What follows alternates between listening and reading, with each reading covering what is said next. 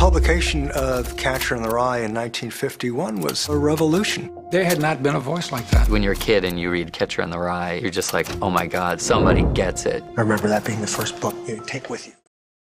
Salinger is a biographical documentary that follows the life of famed author J.D. Salinger and his literary works, particularly his famous book, The Catcher in the Rye. The film was directed by Shane Salerno and delves into the life of the popular author, his books, and the large impact his book had on 20th century society. The film follows Salinger's life from his early childhood to his experiences during World War II and eventually to the point where he becomes a recluse from society later on in life.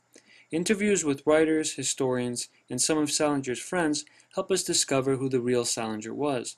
We learn of his odd persona, his sensitivity, his narcissism, the traumatic experiences he went through in World War II, his weird relationships with younger women, and his bleak view of society, all of which ultimately make its way onto the pages of The Catcher in the Rye. The film does a great job exploring Salinger's life and the impact of his book had on American society. But, in my opinion, you have to take it all with a grain of salt. The film puts this book on a pedestal as a revolutionary piece of writing alongside Shakespeare and Hemingway. I find it hard to believe that this book was that legendary. I personally read the book in high school and don't remember much about it other than a few of its themes of a misunderstood teenager and his issues with society, sexuality, and the phoniness of adults.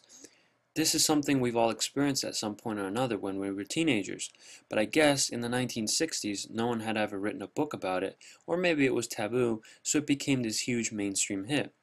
But what continues to keep this book in the public consciousness, or alive, is some of the terrible events that have taken place in the last 40 years. 2 killings and an attempted assassination of a president took place where the killers used the book to justify their actions.